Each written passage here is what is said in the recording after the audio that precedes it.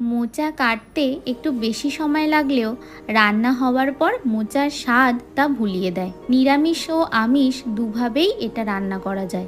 মোচা কেটে হলুদ জলে ভিজিয়ে রাখলে তা কালো হয়ে যায় না। আজ আমি বানাচ্ছি নিরামিষ মোচার ঘন্ট। প্রথমে মোচা ও ছোলা একসাথে সেদ্ধ করে নিলাম। এবার কড়াইতে ঘিয়ের মধ্যে তেজপাতা, শুকনো লঙ্কা, গোটা গরম মশলা ও নারকেল কোড়া দিয়ে একটু ভেজে নেব।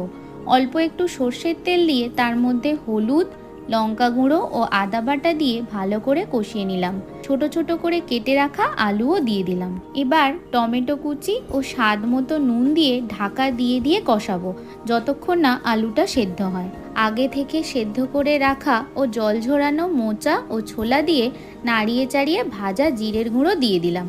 লো ফ্লেমে কিছুক্ষণ রান্না হওয়ার পর গরম মশলা, ঘি ও নারকেল কোড়া দিয়ে নামিয়ে নিলেই তৈরি নিরামিষ মোচার ঘন্ট।